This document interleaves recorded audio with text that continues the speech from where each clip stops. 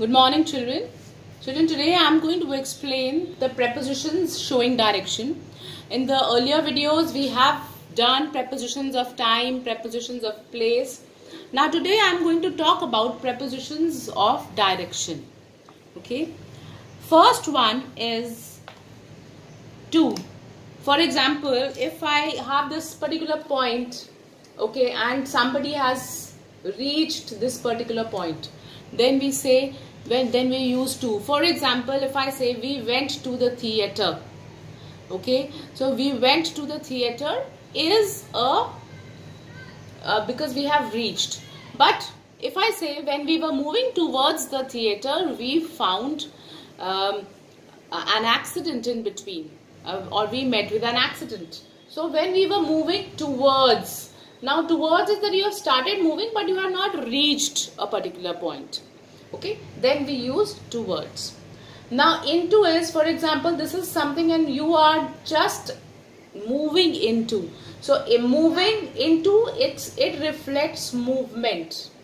Okay, into, onto, okay, both these, they reflect movement. When I say that the child jumped into the pool, that means that it is indicating movement.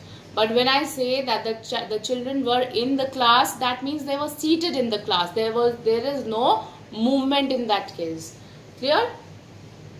Then children is out of. Out of is again when again it is signifies movement only, that if you are inside something and you are just moving out, then that signifies out of.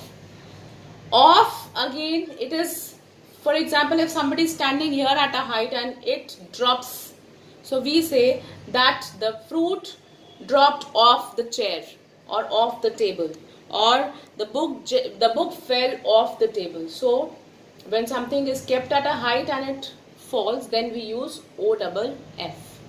Okay. Then up again, if it is, for example, if this is a hill and you are moving up the direction which shows up, then we use up. For example, we use that we walked up the hill to the old church. She got tired as she climbed up the stairs. Sorry, she got tired as she climbed up the stairs. Similarly, in case of down also, if this is a plane and you are just moving down, then we use down. Old man carefully walked down the hill. Okay, so walking down, walking up is again prepositions which are used with such kind of cases. Then over again, as children, we discussed about under. Okay, as in my previous video I told you that something is under something, under an object, and it cannot be seen from the top. Whereas over is again if something can be seen and it is just moving. For example, an airplane. Okay, the plane flew over the mountains. I jumped over the wall into the garden. So this is some height is there and something just above it, not just above it, but it can be seen and it is moving. Okay. Now through is, children, when you just cross something. For example, it is generally used when I say we had to drive through the deserted village, meaning that you have to cross. Okay. Then round is again if there is a circle and you are taking some round of it, okay, moving 360 degrees, then we use that the preposition round is used. So in that case, if I say that the dog went round the tree, or we went round the town and took photographs. Okay. Now children, for example, if this is a river and you want to cross it, so you have to go along the river. Okay, you cannot just swim in the opposite direction. So we say that along is used when we are moving with something. Okay, so for example, we went for a walk along the river. Walking along the road, we reached the station. Like that, these are the examples. Then across. Okay, across is again to cross something. For example, somebody is in the middle of a river and here also there is water and here also there is water. So I will say that this boy has to swim across the river to reach the bank. Okay, so across means to cross the whole thing in order to reach somewhere. Clear? Then past, we can say that when somebody crosses you without even looking at you. For example, this, and if you are going here, so we say that the principal went past our class in the interval. Okay, so this kind of an example shows it and describes it very well, that how it's past use. We can also use that you will have to go past the post office to reach the hospital. Okay, then children, some of the prepositions I would like to discuss which are common and again hold little importance, and it will be helpful for you to solve the exercise with it. Okay, some of the prepositions are phrase prepositions, means they are used in twos. Okay, now phrased, for example,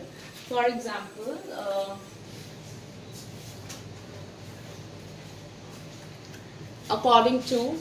So with according, I always use according to. This is again, it is used in a phrasal form. Okay, so this is one. Then in addition to, these are used like this only. You have to learn this.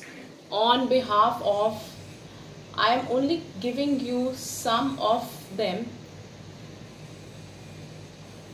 along with, then in order to. For example, the sentence can be that in order to gain time, they delayed the release of the film. Okay, on account of the last test match, on account of the rain, the last test match was cancelled. Okay, in regard to or with regard to, both are correct. In regard to. Okay, and in place of. So all these are prepositions which are used as a phrase. Okay, then there is a list of prepositions which are followed like the nouns with which are followed by adjectives, or which are followed by certain nouns, like blaming for, care of, cause of. So I will just send you a picture of the list. There are many such prepositions. Okay, so that you get well versed with it. Okay, I will send you that picture along with the usage as phrases, and you can just go through the list. And children, in the prepositions, I think I have discussed all the things that I could think of discussing it with you with regard to preposition of time and place. So I will be forwarding you the exercise which has to be done in the fair copy, and the exercises of the book also which have to be completed. Thank you children. With this we finish with the prepositions.